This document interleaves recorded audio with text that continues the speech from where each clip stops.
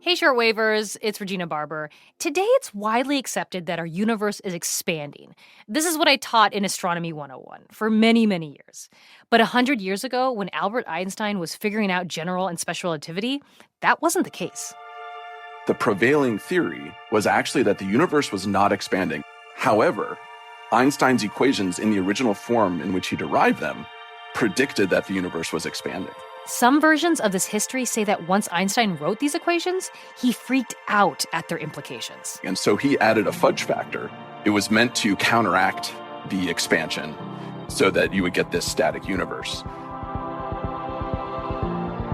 And then later he took it out because he was like, no, I guess the universe is expanding.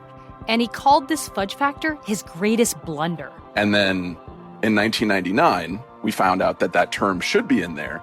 You know, it's a shame. If he had gotten this right in the first place, he might have been famous. That's Brian Nord. He's a computational cosmologist. And okay, that seems like a lot, which is probably why he says sometimes people get confused. They think he works in makeup. Cosmetology. Yeah. I've definitely got that in random airport conversations. Like, oh, could you do my hair? And you're like, okay, I guess. But it's cosmology, the study of the cosmos and how the universe started. And today, Brian's here to tell us about that fudge factor that Einstein made up, because it does exist.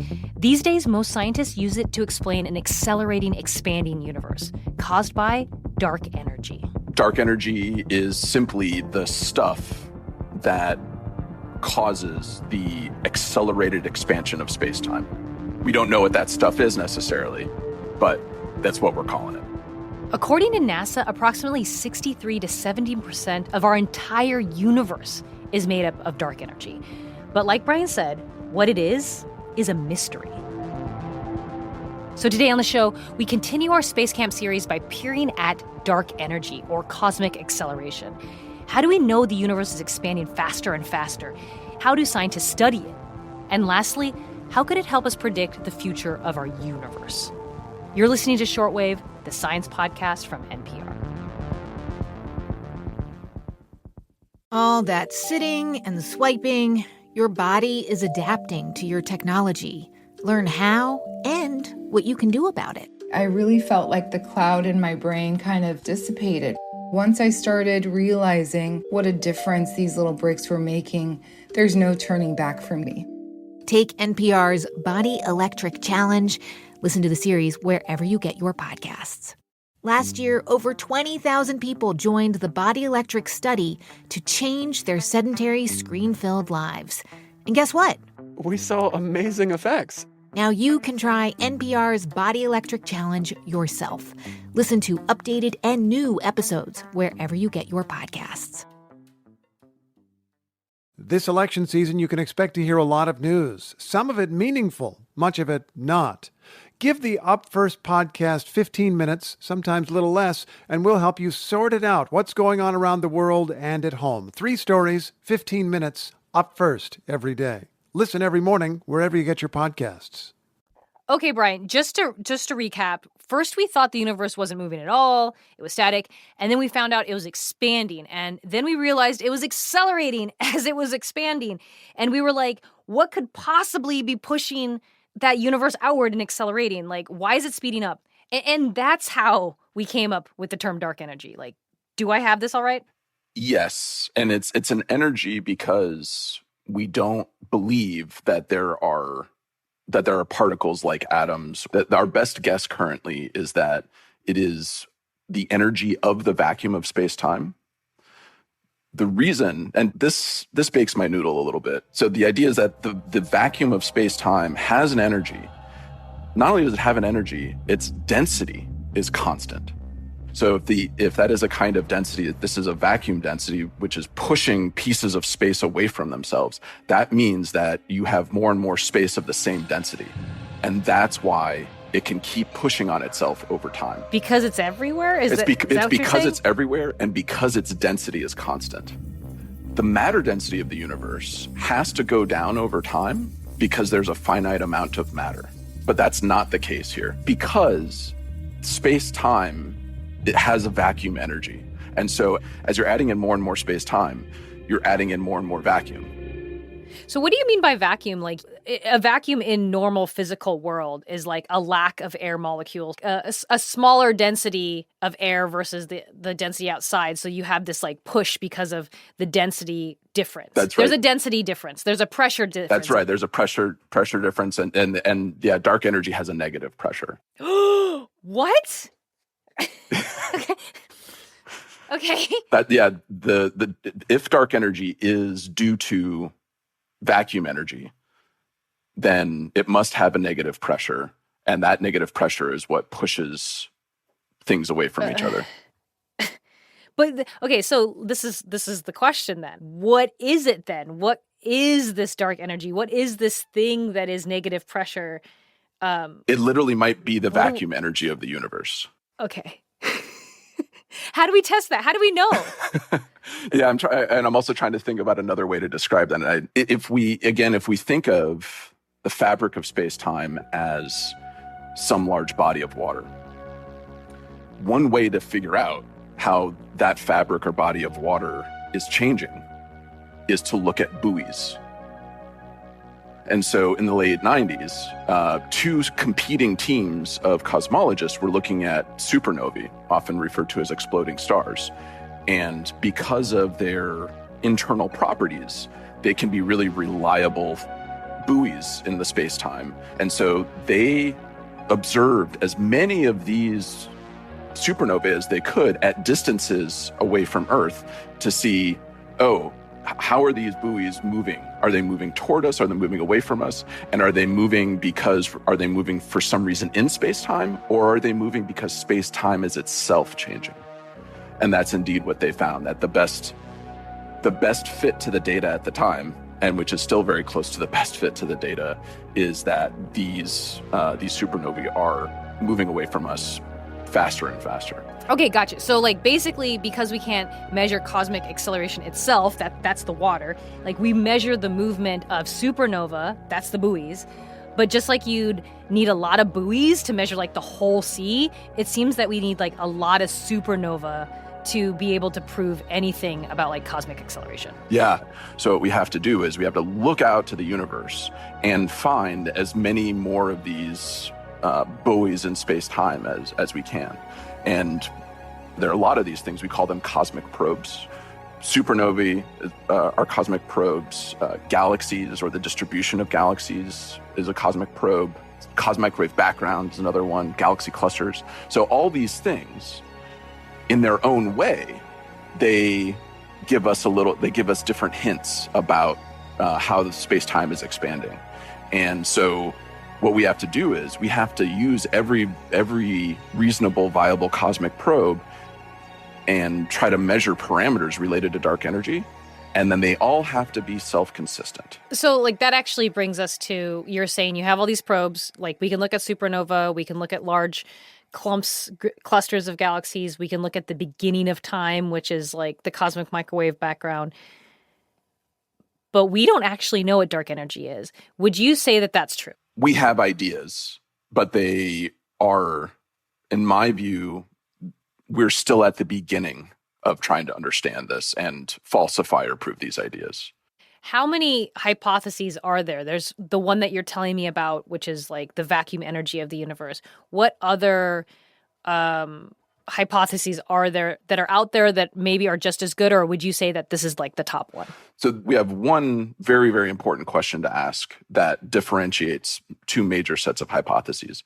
One is, as I was saying earlier, if the vacuum energy, which is constant, that would be dark energy is not changing in time.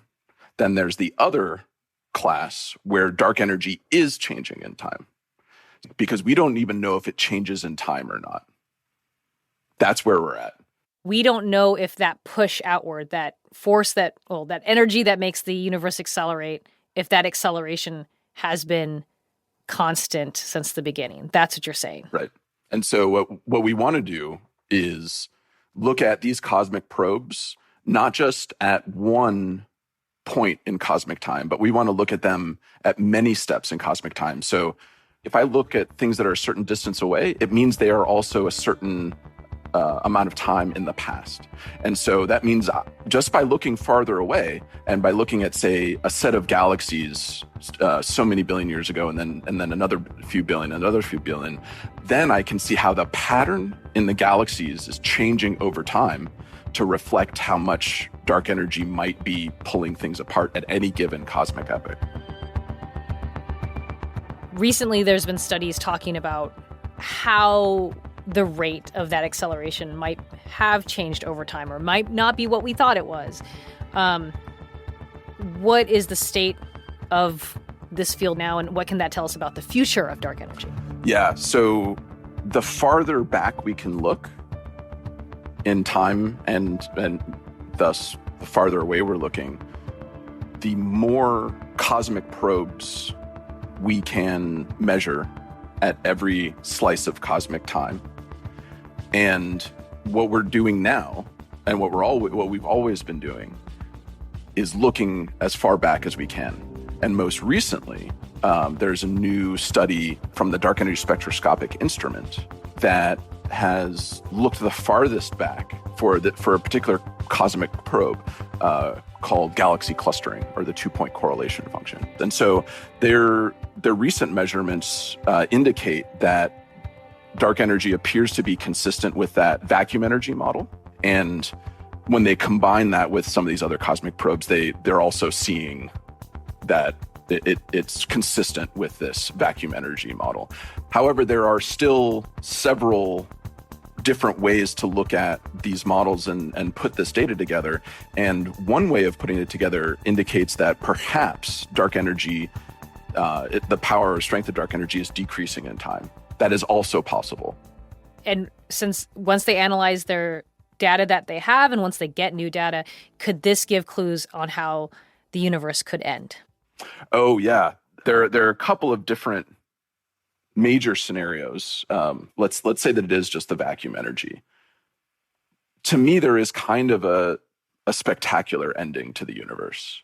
If dark energy is the vacuum energy and it's constant, if you do the calculations, you find that in about 50 billion years, every galaxy or many galaxies will have merged into clumps of mega galaxies. And in 50 billion years, because they're being pushed away, because they're sliding on they're sitting on these conveyor belts of space-time that are pulling them away from each other, they will be so far apart, and space-time will be moving, quote unquote, fast enough that light will never be able to get from one of these mega galaxies to the other. So it's almost like it'll create these isolated universes within a universe. Yeah, I mean, I hesitate to say universe within a universe just because the technical meaning of universe is everything, but it'll be these islands that you might think is your own universe, that you're alone in it. Yeah. So what's the other scenario then? Then where are we going? Well, so if it's getting weaker over time, then you might say that we've lucked out into a kinder scenario, in a sense, where maybe these island universes, or maybe it'll take them longer to form, or maybe they won't ever get that far apart. It still blows my mind that, within my not adult lifetime, but my sentient lifetime, scientists have figured out that the universe was accelerating, and now we're like, even that is like, what is happening with that acceleration? I mean, there's new stuff happening all the time. Well, and even if we answer this preliminary question, like after we answer this preliminary question, if the strength of dark energy is changing in time, that still doesn't necessarily say what it is. That's a how, and so there's a whole nother why to ask. So we're just getting started. Who knows what we'll keep finding out in this weird space that we live in. But when I try to make the case that this funding is important, it's because, hey, in 50 billion years we might not be able to do this science. So if you don't fund us now, will we have a chance? Well, thank you so much, Brian, for talking to us. I've had a great time. Yeah, thank you. Yeah, this was fun. Before we head out, A reminder that we'll be back tomorrow with our regular shortwave and back Tuesday with our next installment of the Space Camp series as the Starship Shortwave, that's you and me, continues on our journey through the universe. And I have a sneak preview from one of our experts. Hi, Shortwave Space Cadets. It's Wendy Lawrence, former NASA astronaut and current captain of weightlessness. I hear you're going to share what it's like to live in space. Let me tell you, it's wonderful and wild at the same time. Don't forget to strap yourself in while you sleep, and good luck going to the bathroom. You'll need it.